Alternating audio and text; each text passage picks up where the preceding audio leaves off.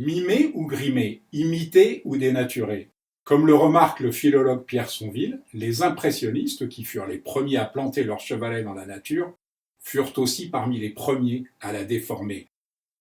On voit par ce paradoxe combien le concept de mimésis a évolué au fil des siècles et combien il est peu à peu devenu équivoque. Pour les anciens Grecs, la mimésis signifiait l'action de reproduire ou de figurer et d'imaginer les choses. Dans la République, Platon interroge la mimésis, mais c'est pour s'inquiéter de la fidélité de la reproduction d'un objet à l'objet lui-même. Dans la poétique, Aristote préfère interroger les qualités esthétiques de la représentation sans pour autant s'éloigner de Platon. Pour les théoriciens et les artistes qui vont suivre, de Pline l'Ancien jusqu'à Léonard de Vinci, la ressemblance est tout, qui oblige l'artiste à produire un objet second, aussi conforme que possible à l'objet réel. Dans son traité de la peinture, Léonard est même un brin péremptoire. La peinture la plus louable est celle qui est conforme à l'objet imité. Je propose cela à la confusion des peintres qui ergotent sur les choses de la nature. Ils donnent à un enfant d'1 an la proportion d'un homme de 30 ans et finissent par penser que c'est la nature qui se trompe, comme se trompent les animaux. J'ai vu une peinture tromper un chien par la ressemblance avec son maître et l'animal faire grande fête à ce tableau. La peinture est petite fille de la nature parce que toutes les choses évidentes sont filles de la nature et que des choses évidentes est née la peinture. Ce qui nous ramène à la mythologie de la peinture et au peintre grec Zeuxis, dont les contemporains prétendaient que ses raisins étaient si bien faits que les pigeons venaient les picorer.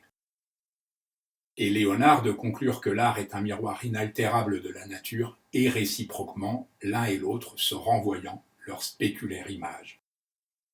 Problème, la mimésis ainsi limitée, la beauté et la pertinence d'une œuvre d'art sont évaluées exclusivement sur sa conformité avec l'objet représenté. Et quant à décider que la conformité est une valeur objective, qu'est-ce que le vrai en art? Nous avons déjà vu qu'il était impossible de donner une réponse satisfaisante à cette question. Il faudra attendre la fin du XIXe siècle pour que se produise une vraie rupture de la pensée mimétique en peinture. L'idéalisme mimétique d'Hippolyte Flandrin, qui fut l'élève d'Ingres, s'oppose au réalisme mimétique de Gustave Courbet, qui voit justement sa peinture comme une négation de toute idéalisation, comme une vérité nue et sans voile. Aux paysans endimanchés revenant de la foire par Courbet, Flandrin oppose son jeune homme nu assis au bord de la mer, qui s'inscrit dans la continuité des tableaux de ses idoles, Raphaël et Poussin.